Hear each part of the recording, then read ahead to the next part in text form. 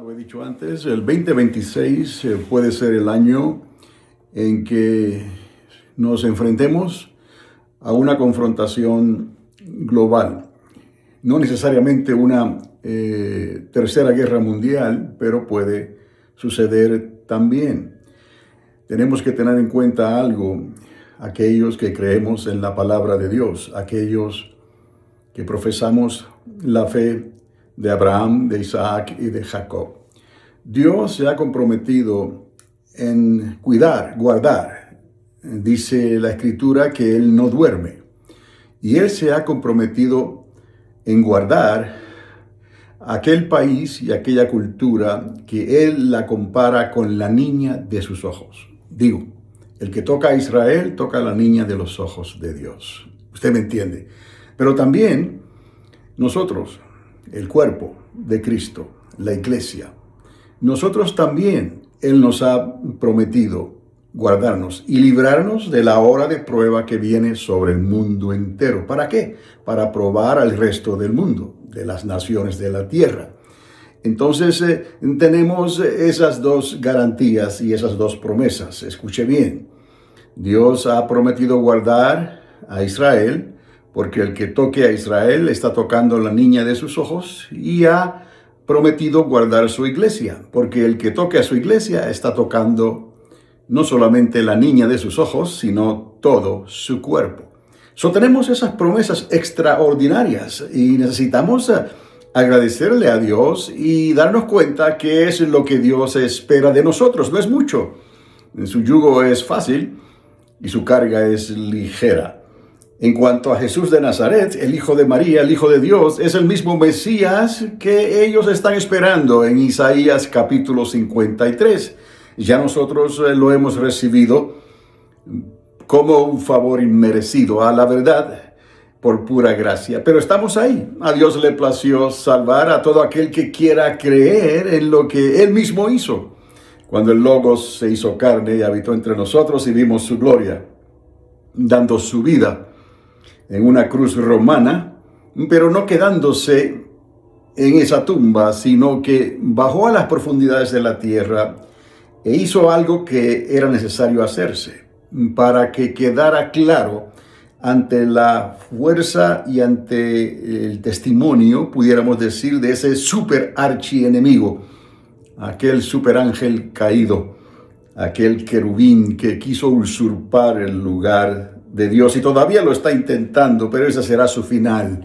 Él y todos aquellos que le siguieron, una tercera parte de los ángeles creados por Dios. ¡Qué poder de persuasión! Pero eso no es lo más trágico, es la gente, el pueblo, humanos que fueron hechos a imagen y semejanza de Dios y que Dios sopló de su espíritu en ellos para que se convirtieran en almas vivientes, por no creerle a Dios, por no creerle al arquitecto del universo y a la provisión que Él hizo a través de Jesús de Nazaret. Van a dar al mismo lugar que va a dar ese querubín caído y los ángeles caídos. Y todo lo demás que no es de Dios, que se rebeló contra Dios, que no consideraron la palabra de Dios ni sus caminos, o su camino para ser más exacto, entonces irán a dar a ese lugar eternamente y para siempre. Es como un súper gigantesco agujero negro de donde no podrán escapar. Y ahí estarán en eterno sufrimiento porque tendrán un cuerpo, sí, un cuerpo que siente el dolor.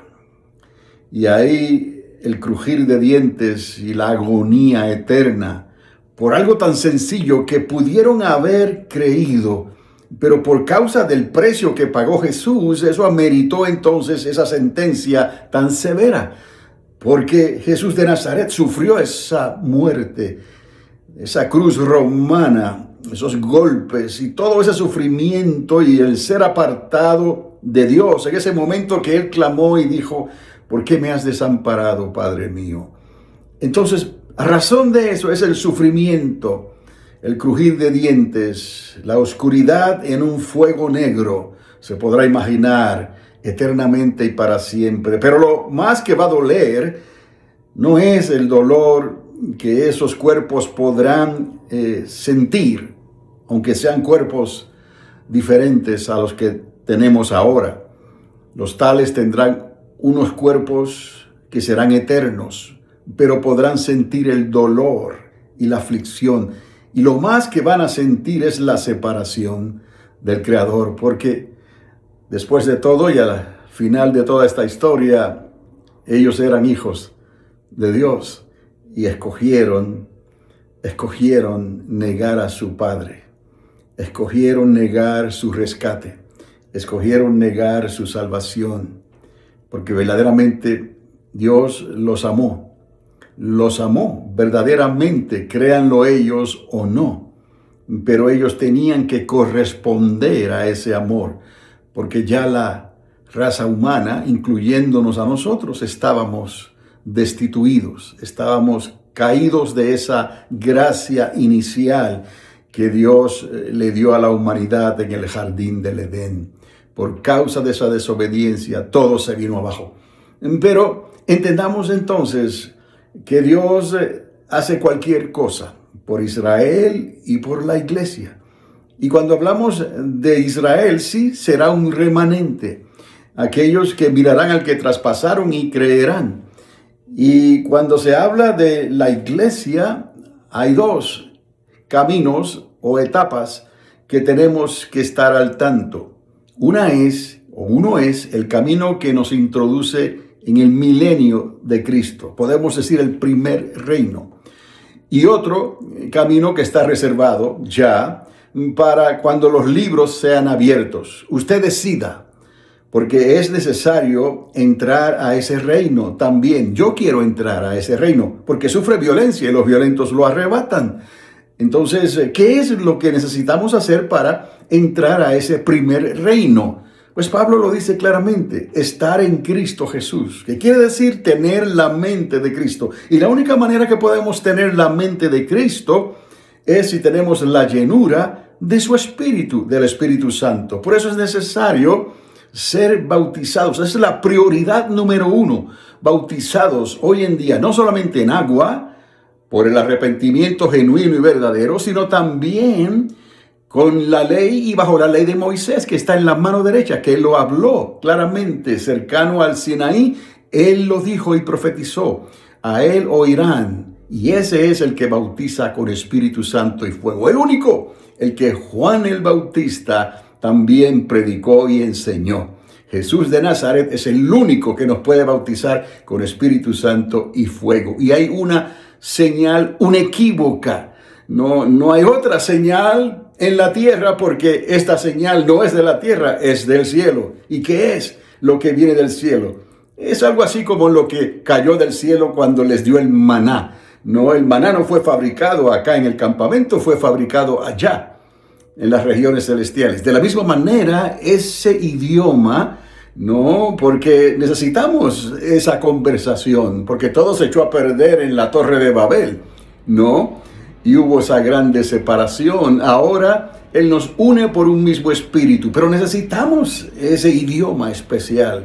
Y no hay otro idioma en los cielos, solo el idioma angelical. Y ese idioma está a nuestra disposición. A Él le plació. Cuando nos bautiza por fuego, nos da una señal inicial y nos bautiza con fuego. Y podemos abrir nuestras bocas, alabarle a Dios y darle gracias en un lenguaje angelical, que no lo entendemos, que no tiene nada que ver con las glosalías, no tiene que ver nada con los dones de lenguas en otros idiomas e interpretaciones. Eso está bien, pero todo eso salió a partir de lo que ocurrió en la Torre de Babel. Entonces queremos ir más allá y queremos el maná que cayó del cielo. Por eso es que insto a que todo creyente, antes de que se cierren las puertas, sea bautizado con Espíritu Santo y fuego. Y es esa evidencia única y verdadera. Tendrás que hablar en lenguas angelicales, no hay otra. No te enojes con Dios, no te enojes con los ángeles, no te enojes conmigo, no te enojes con nadie, porque esto no es ni mío, ni de ninguna religión de este mundo, esto viene del cielo. Abre tu corazón y dile a Dios, yo quiero ese bautismo. Jesús de Nazaret, tú eres el autor de este bautismo. Estoy listo, bautízame. Levanta tus manos, alaba a Dios. Glorifícale en tu lenguaje, donde quiera que estés. Y entonces permítele y oye lo que el Espíritu te va a estar diciendo y abrirás tu boca y podrás hablar esas lenguas angelicales. Y son tuyas, son tuyas. Retén eso que Dios te ha dado. Lo único que te puede quitar eso es si eventualmente tú niegas el nombre de Jesús. Y eso ya Jesús lo advirtió en el libro de Apocalipsis. No, Él quiere guardarnos, quiere guardar que nuestro nombre quede inscrito en el libro de la vida. Pero si niegas su nombre y no quieres lo que Dios te está dando, aún lo que Él te dio, te será quitado. Entonces, ¿por qué buscar el camino de la perdición? Yo quiero ganar, tú quieres ganar. Entonces recibe lo que Dios te da. Y en esa apuesta no tienes que depositar ningún dinero. Es completamente gratis. Solamente cree. Porque para el que cree, todo es posible. Nada más, antes de concluir en este breve mensaje que les estoy dando desde este lugar, ¿no? Dios hizo algo extraordinario por Israel. Y es necesario recordar y honrar esto. Cuando aquel gran general, Josué el Grande, ¿no? Tuvo que enfrentar a los amorreos. Se habían reunido 5 reyes amorreos contra el pueblo de Gabaón, ¿no? Y ellos ya eran aliados de Israel. Ellos aceptaron y quisieron estar bajo el cuidado, bajo el ala de los israelitas, bajo el ala de Josué. Y Josué estaba dispuesto a defenderlos. Entonces, estos amorreos fueron injustos, ¿no? 5 contra 1. Entonces Dios actuó y le habló a Josué, y a Josué habló con Dios.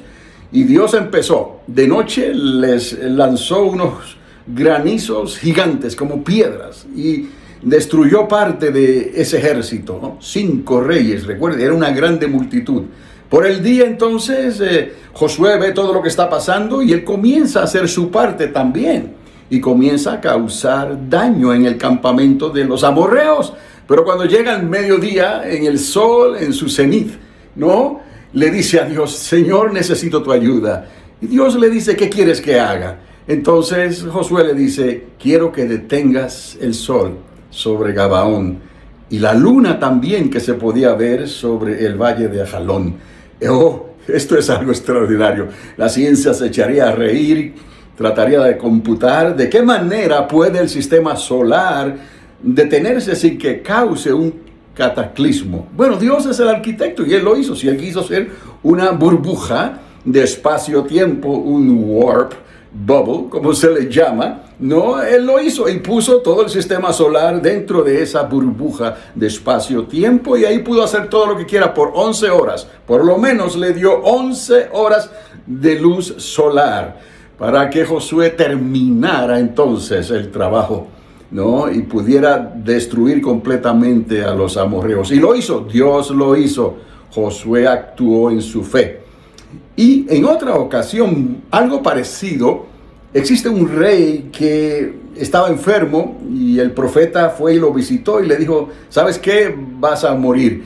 Y Dios le mostró al profeta, no, toma higos y haz una masa de higos y ponla sobre esas llagas que están afectando letalmente a este rey, para que dure por lo menos unos 15 años más. Y Dios estableció eso. Ok, lo voy a sanar, le voy a añadir 15 años de vida. El hombre estaba contento, pero le pidió una señal a Dios. Como decir, no lo creo. Hay muchos como Tomás que no quieren creer hasta que lo puedan ver. Pero este rey dijo, no, yo lo creo, pero ¿sabes qué? Me has puesto en el corazón que haga una petición en esa condición que voy a pedir, en esa señal. Sobre este reloj que está frente a mí es un tipo de figurat pequeñito, ¿no? Con 6 escalones hacia arriba y 6 escalones hacia abajo. Sencillamente se llamaba en aquellos días el reloj de Acaz, ¿no? Y marcaba las 12 horas del día, ¿no? Entonces, es algo extraordinario porque al rey se le ocurre, ok, normalmente se cuentan las horas, ¿no? Cuando la sombra se refleja del sol sobre los escalones, va subiendo, ¿no? O va bajando, ahí se van contando las horas del día. Pero este rey le dijo a Dios, no quiero que esa sombra dé marcha atrás. Quiero que esas horas que están representadas ahí, que eran 10, den marcha atrás. Le estaba pidiendo a Dios que viaje en el tiempo, que tratara con el tiempo, con el pasado, que regresara 10 horas atrás, como si yo estoy aquí en estos momentos y Dios me regresara 10 horas atrás y comienza otra vez, y yo me doy cuenta de eso, que Dios me ha llevado 10 horas atrás, a algo que ya yo había vivido, y sé y recuerdo que fueron 10 horas. Entonces, este rey le pide eso a Dios, y Dios lo hace otra vez. Para hacer algo así, tiene que detener o trabajar con todo el sistema solar. Entonces tendría que volver otra vez, siguiendo ese ejemplo y esa, comparación que yo hago con la burbuja del espacio, ¿no? Con el warp bubble. Poner otra vez el sistema solar ahí y entonces darle marcha atrás al Sol. El Sol estaba aquí en esta dirección porque el Sol también está rodeando nuestra galaxia y la Tierra está rotando en sí misma y la Luna está rotando, todo está rotando o girando. Esto es una invitación a un cataclismo, ¿no? Como hubiera sido con Josué. Y entonces Dios de esta manera puede mover el Sol si quiere, porque está en esa burbuja y no es afectado ninguna otra estrella. Nuestra galaxia ni cuenta se da. Ahí estamos todos. Y entonces Dios lo hace otra vez. Regresó ese reloj 10 grados hacia atrás, 10 horas, 10 escalones. Algo increíble. Y lo último es esto, algo de la cual no habrá escapatoria. En esta vez, ni lo que pidió Josué, ni lo que pidió este rey, puede hacer mucho, porque lo que Dios va a hacer, entonces, es hacer cielos nuevos y tierra nueva. Y para eso nos remonta al final del libro de Apocalipsis. Y esto es extraordinario, porque verdaderamente este sistema solar, a lo menos, va a ser destruido. Será desplazado, las potencias de los cielos serán desplegadas, desplazadas, deshechas como un lienzo, dice la misma escritura. Eso quiere decir que cuando vamos a Génesis capítulo 1, vemos que había caos, ¿no? En el principio había caos que tuvo que ser ordenado otra vez. Ahora en el capítulo 21 nos damos cuenta que Dios dice, voy a hacer cielos nuevos y tierra nueva. Pero sucede que para hacer cielos nuevos y tierra nueva tiene que deshacerlo todo otra vez. Y de hecho Pedro lo ve así, ¿no? Las potencias de los cielos serán deshechas como un lienzo que se abre. Entonces eso nos deja saber a nosotros que la posibilidad de que Dios, que es el arquitecto de todo el universo, de todas las galaxias, de todo lo existente, Dios quiera hacer borrón y cuenta nueva. Y todo lo va a hacer nuevo, ¿no? Pero para eso, Jesús de Nazaret tiene que venir primero a esta tierra, reinar en su monarquía por 1000 años literales. Y entonces, al final de ese reinado, por eso dije el primer reino, entonces las potencias de los cielos serán conmovidas. Nos vamos todos con el Señor, nos vamos todos con el Señor en el milenio. Solo aquellos que se levantaron aún contra el pueblo que estaba en Jerusalén, en la ciudad santa, después de haber sido tratados por Jesús literalmente y cercanamente, día a día, Él estaba ahí en FaceTime, pudiéramos decir, ¿no? Oyeron aquel querubín caído que fue suelto nuevamente de su prisión milenial, fue suelto momentáneamente y pudo otra vez, con su poder de persuasión, ya dijimos, 1/3 parte de los ángeles fueron engañados por él. Imagínense, en ese corto tiempo, él engaña otra vez a las naciones de la tierra. Y tristemente, otra vez, ahora que tienen el pensamiento dañado, el pensamiento que ha sido interceptado, ¿no? Por los pensamientos maquiavélicos de ese querubín caído, le creen. Y rodean el campamento de los santos, rodean el campamento donde está Jesús de Nazaret. Pero hasta ahí solamente pueden llegar. Es como decir, se unieron todos y no pudieron disparar ni un solo tiro. ¿Por qué? Porque nuestro Padre Celestial abrió desde los cielos ahora un fuego consumidor que cayó sobre todos ellos. y fueron todos lanzados al lago de fuego. Y entonces los libros fueron abiertos. Pero nosotros todos, los que creímos y los que estábamos con Jesús de Nazaret, fuimos llevados a ese lugar que se le conoce como ese tribunal de Dios, el gran trono blanco. Y ahí los libros fueron abiertos. Y usted sabe la historia del capítulo 22 también, ¿no? Del libro de Apocalipsis, el capítulo final. Sabemos la historia, hay un final extraordinario. Ahí habrá una nueva Jerusalén que desciende del cielo. Oiga, se llama Jerusalén. Calles de oro y un mar de cristal. Y habrá un árbol de vida, se recordarán en el principio, y habrá un río de Dios. Entonces habrá una nueva civilización superhumana que solo tendrá que comer de las hojas del árbol de la vida y ya vivirán eternamente y para siempre. Y nosotros con cuerpos angelicales estaremos ahí para disfrutar esta nueva creación con el Señor. Vale la pena esperar, vale la pena prepararse, vale la pena creerle a Dios. Si Él hizo eso por Israel, ¿no? Detener el sol, ¿no? Y moverlo como era necesario para lo que Dios quería mostrarle a este rey. Y luego también lo hizo por nosotros la iglesia, cielos nuevos y tierra nueva.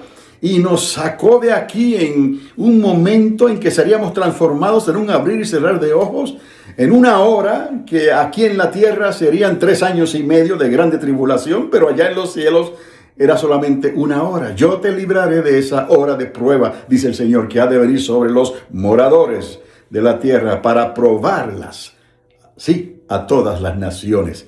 Esa es la estatua de Nabucodonosor que en el principio se nos mostró. Y ahora la piedra angular, Cristo Jesús, vendría con poder y gloria, pondrá sus pies sobre el monte de los olivos, golpeará esa estatua y esos 2 pies con esos 10 dedos de los pies representados en el lío, en el problema que se está cocinando en Europa ahora mismo, Ucrania y todas esas naciones que están discutiendo ahora mismo, haciendo los preparativos.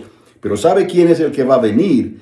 Viene el anticristo, viene el falso profeta y se va a activar de una vez ya la imagen de la bestia. Y entonces ay de los moradores de la tierra, dicen los mismos ángeles, porque el maligno, el querubín caído, ha descendido a esta tierra. Y no viene solo, viene con los ángeles. Todos ellos lanzados por la fuerza, por el arcángel Miguel, allá en los cielos. Barrieron el suelo, barrieron el piso, como se dice, y lanzaron esa serpiente antigua aquí a esta tierra. Pero solamente se le dieron unos 42 meses para trabajar, o sea, 3 años y medio. Entonces, Dios guardó a Israel, su niña, y nos guarda a nosotros, a la iglesia, su cuerpo. ¿Qué más podemos pedir? Necesitas hablar estas cosas con confianza, con énfasis de que crees lo que estás diciendo, que esto no es simplemente algo teórico. Lo hablo porque lo creo y lo espero. Y tú también lo puedes hacer, pero es necesario que el Señor te bautice con Espíritu Santo y fuego. ¿Entiendes ahora por qué? Porque necesitas la mente de Cristo. Necesitamos la mente de Cristo. Y entonces, por el poder del Espíritu Santo, en nosotros tenemos tal autoridad para poder reprender al enemigo en estos días, reprender al mundo que nos quiere comprar otra vez, y todas las aflicciones de la carne que vienen contra nosotros, porque el trabajo de aquel querubín, de sus emisarios que están aquí en la tierra, y aquellos que han apostatado de esta fe, y aquellos que son creyentes incrédulos, como Tomás, que tuvo que ver para creer. Sí, hay creyentes incrédulos, porque han creído en el bautismo en agua, pero no han querido creer en el bautismo en fuego. Y es necesario el bautismo en fuego si quieren salir de esta tierra para poder entrar al milenio de Cristo. Si no, Dios va a repartir suerte y tú responderás durante ese tiempo de esa semana 70. Sea que la disfrutes toda ella o te toque entonces quedarte en la segunda mitad, que es lo que se conoce como el día de aflicción de Jacob o la grande tribulación. Un mensaje breve desde este lugar. Este es Carlos Ávila, una voz que clama en el desierto. Prepárate el camino al Señor, ciertamente, porque Él está a las puertas. Y que Dios te continúe bendiciendo ricamente.